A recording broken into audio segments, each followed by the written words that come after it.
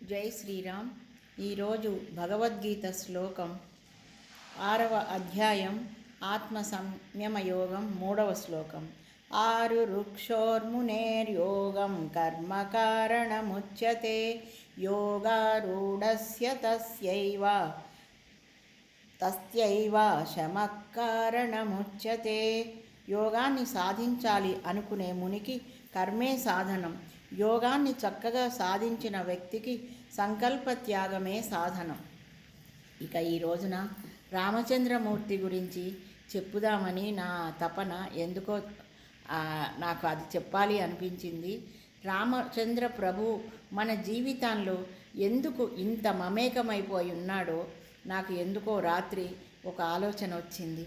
ప్రతి వాళ్ళు మనకి ఎన్నో సంబంధ బాంధవ్యాలు ఉంటాయి కదా. అక్కలు, చెల్లెళ్ళు, అన్నలు, తమ్ముళ్ళు, కోడళ్ళు, గురువులు, ఇట్లా ఎంతోమంది ఉంటారు. అయితే ప్రతి వాళ్ళు కూడా తల్లి తండ్రి రామచంద్రుడి లాంటి కొడుకు ఉండాలి అనుకుంటారు. ప్రతి భార్య రామచంద్రమూర్తి అంతటి భర్త కావాలి అనుకుంటాడు.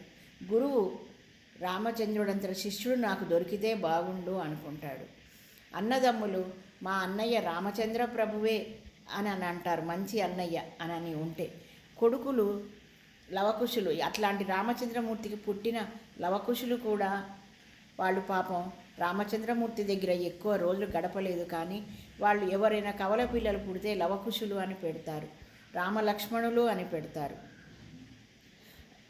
ఇక స్నేహితులు నాకు రాముడు అంతటి వాడు స్నేహితుడయ్యాడు అని అంటారు.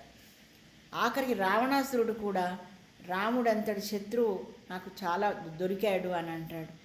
ఎంత మమేకమైపోయింది మన జీవితంలో రామచంద్రమూర్తి.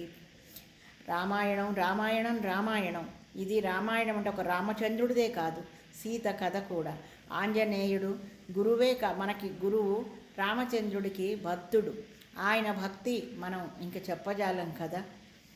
అందుకని ప్రతి వాళ్ళు రామ రామ రామ అంటూ ప్రతిరోజు రామనామాన్ని ప్రతి క్షణం జపించండి. మీ జన్మకు సార్థకం చేసుకోండి. జై శ్రీరామ్. నచ్చితే షేర్ చేయండి, లైక్ చేయండి.